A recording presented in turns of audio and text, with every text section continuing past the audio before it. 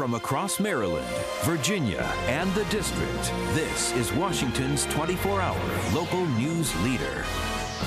News Channel 8's Live This Morning starts right now. Joe, thank you so much. Coming up on 10 minutes till 11 o'clock. The organization Luke's Wings is dedicated to the support of service members who've been wounded in battle.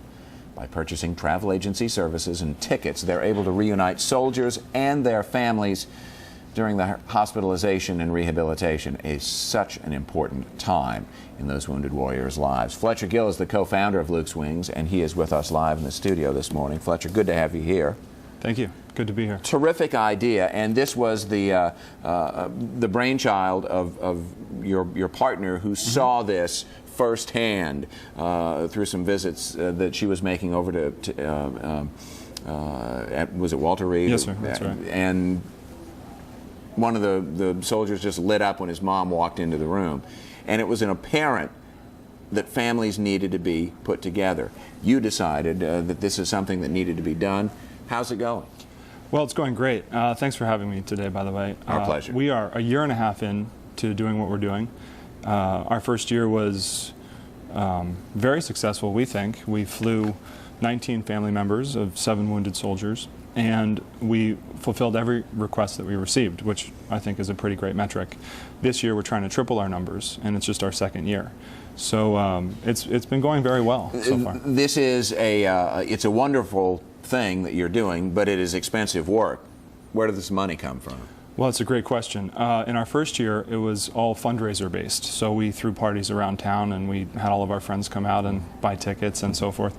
As we grow as an organization, we want to move away from parties and get into corporate sponsorship and more of the development route. And we're seeing more of that. You know, that will help us increase our pass-through rates and also normalize our costs.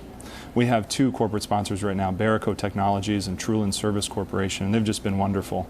We had a big meeting last night, and they came out and participated, and they're just, you know, pulling out every connection and network they've got to help us out, and we're just really excited about the future. So. There is your terrific organization, and we're seeing right now over at Congressional Country Club, Tiger Woods is having his pro-am at which he's actually playing with some wounded warriors in that event right now, and it does seem like that there is sort of a critical mass for the people who have served so well and given so very much, and a willingness on the part of the American people, it seems to me, to take these people in and do what needs to be done. These are difficult economic times. I don't have to tell anybody that. Does this general acceptance of an American's responsibility to pay back help your organization? Absolutely. We've had folks offer up their homes, you know, near the hospitals. We've had people volunteer to take out 100 wounded warriors and their family members to dinner. You know, it's amazing what the patriotism that Americans feel today for their service members. It's just everyone is involved with it. It's a very easy thing actually to get people motivated about. So you're doing this very successful on this basis. What's the grand plan? Would it be to get everybody together that asks for it?